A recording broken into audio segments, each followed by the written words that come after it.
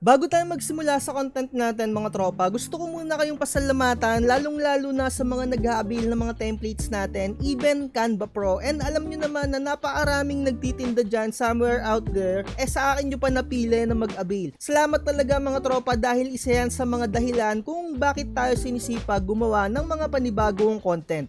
Anyway, ito yung magiging content natin. Para sa ngayong araw na to, may nag-comment sa atin, si Aimee Rosso 07, sabi niya dito 2 days ago, ano daw yung ink at printer best for printing calendar. Mga tropa, to make the story short, sasagutin ko na kayo ng direkta para naman hindi na tumagal yung vlogs natin. Pero kung gusto nyo pa ng medyo may detailed, tapusin nyo hanggang dulo. Mga tropa, wala nang iba pang gagandang printer para sa printing ng calendar, kundi etong mga workforce printer. Bakit? Unang-una, napakabilis talaga niyang mag-print to the point na kaya niyang mag-print 500 sheets or yung isang ream ng bond paper na ginagamit natin na wala pang isang oras mga tropa. Ganun siya kabilis, literal. And maraming nagja-job out dyan or yung tumatanggap lang ng mga job orders and napakarami nilang Epson printer na workforce. Wala silang ibang piniprint kundi calendar lang. Ano nga ba yung nagtatanggap lang ng job orders?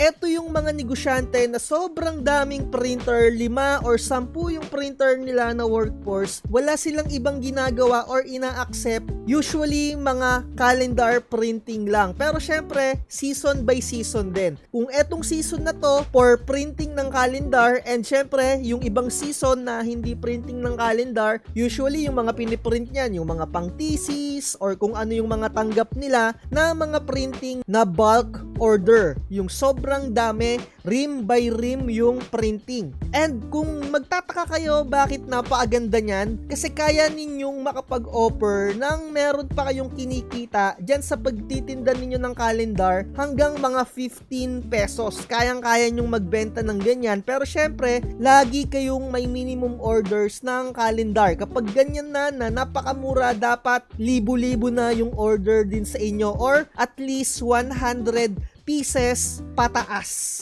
Ganyan talaga kasi may mga makikita niyan 12 pesos, 15 pesos. Kasi mga tropa, sentabo lang yung printing dito sa mga workforce printer. Yung mga ibang negosyante talagang nag-a-accept ng ganyan. And syempre, usually hindi naman nila sasabihin kung ano yung bond paper na ginagamit nila, kung anong brand yon, kung anong ink yon. Pero mga tropa, dye ink ang ginagamit talaga nila dyan for printing ng mga calendar. Bakit? Kasi napakamura niya, 'di ba? Hindi yung original mga tropa ha, yung mga alternative na agaya ng nakikita ninyo dito sa screen natin. Kuyi or mga Hansol or kung ano pang dye ink na brand na alternative na mabibili ninyo.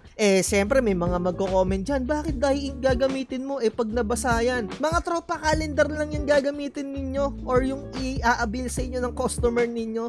'Di ba? Taon-taon nagpapalit and pinupunit yan once na tapos na yung month ng year na yon, 'di ba? Ikaw ba gusto mo pang mag-stay dun sa month na yon? Syempre move on to the next ka na. Kaya okay lang na dye ink yung gamitin mo dyan. Kaya naman mapapansin mo talaga yung iba 10 nga lang yung nakita ko dati 10. Pero ngayon talagang meron akong nakikita pa rin mga 15, 18 ganyan yung singilan nila. Pero syempre kung ikaw mga tropa nag-o-offer ka rin ng calendar printing, lalong-lalo na kung yung mga printer natin usually mga Epson 121 lang, 3210, 5290, pero gumagamit ka naman ng mga pigment, 'di ba?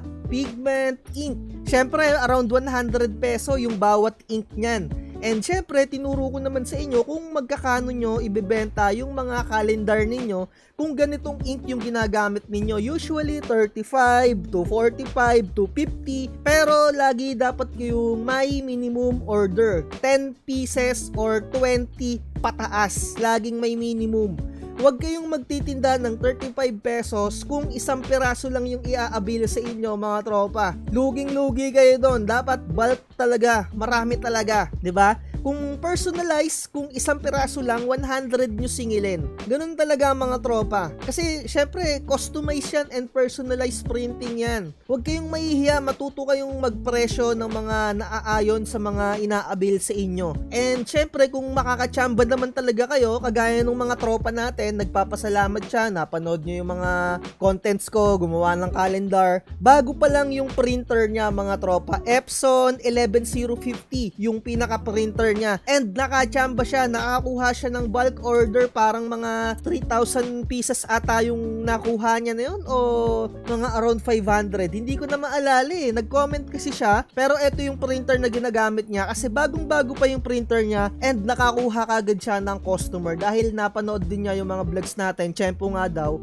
Syempre, tiyempo lang talaga yan mga tropa. Kung wala kayong customer this time, gamitin nyo yung time na yon para mag-explore, para mag-search na mga materials or kung ano yung magandang materials na gamitin. Nakagaya ng eto, yung nag-comment sa atin. Isa yan sa mga research mga tropa and thankful ako na pinapanood nyo yung mga vlogs ko, 'di ba? So, kung ganito yung mga printer ninyo, syempre, mag-stay lang kayo sa presyuhan na nasa market 35, 45, 50. Pero kung makakakuha naman kayo na meron kayong alam na pwedeng mapag-job outan, 'di ba? Ibig sabihin job outan, ibibigay sa'yo, sa iba mo ipapagawa. Pero yung print lang, ikaw na yung magka-craft mismo nung pinaka-calendar, 'di ba?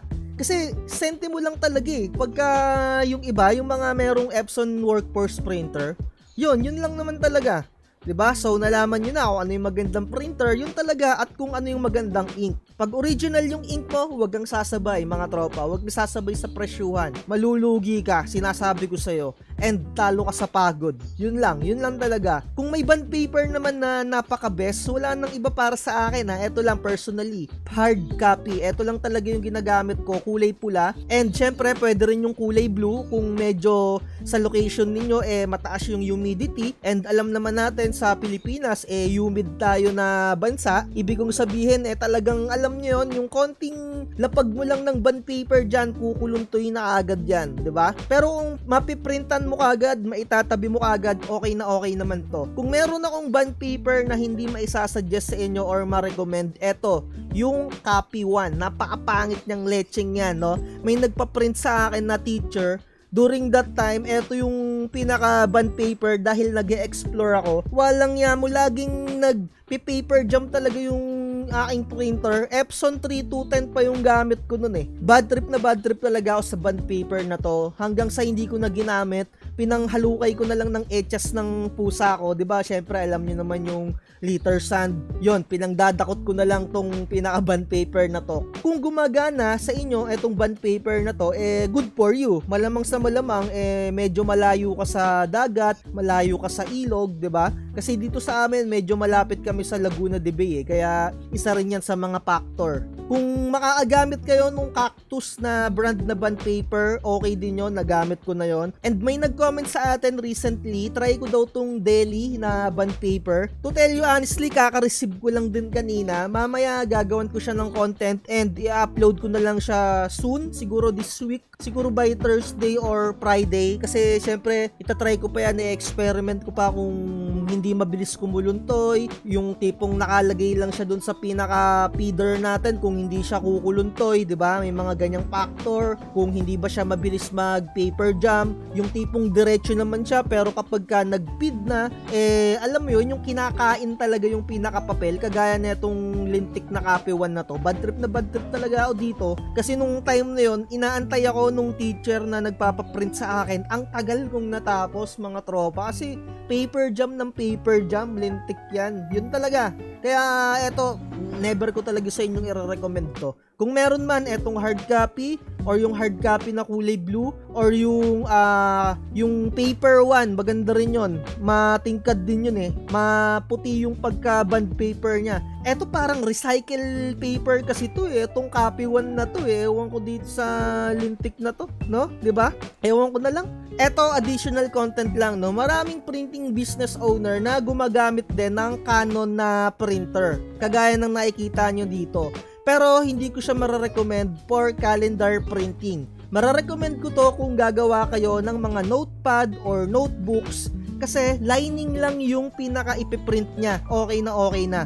Pero kung for calendar, nako, kung ganito yung mga printer ninyo, good luck na lang. Yun lang yung masasabi ko sa inyo. Pero kung ang mga printer naman ninyo, yung mga Canon G1010, sa tingin ko, hindi ko siya masyado sa inyo mare-recommend eh. Medyo mahal kasi yung pinaka-ink din ng Canon. Kaya Epson printer talaga ang mare-recommend ko na for printing na calendar. Sa mga gumagamit ng brother printer, good luck mga tropa sa mga for calendar printing. Kasi yung brother printer, umiinit yan.